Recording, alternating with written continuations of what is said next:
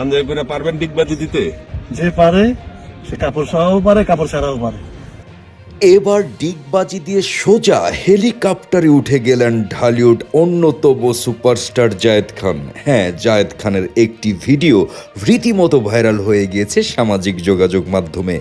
আপনারা দেখতেই পাচ্ছেন কিভাবে ডিগবাজি দিয়ে তিনি হেলিকপ্টারের দিকে অগ্রসর হচ্ছেন। অবশেষে হেলিকপ্টারে বসেও গেলেন এই হালের জনপ্রিয় নায়ক। তিনি কি কারণে ডিগবাজিটি দিলেন, কি কারণেই বা তিনি এইভাবে ডিগবাজি দিতে দিতে হেলিকপ্টারে উঠলেন, সে বিষয়টি আজকে আপনাদেরকে এখনই জানাবো। সেটি হলো অটোবায়োগ্রাফি, অর্থাৎ মোস্তফা সরোয়ার ফারুকীর পরিচালনায় নতুন একটি অটোবায়োগ্রাফি আসতে যাচ্ছে চরকিতে।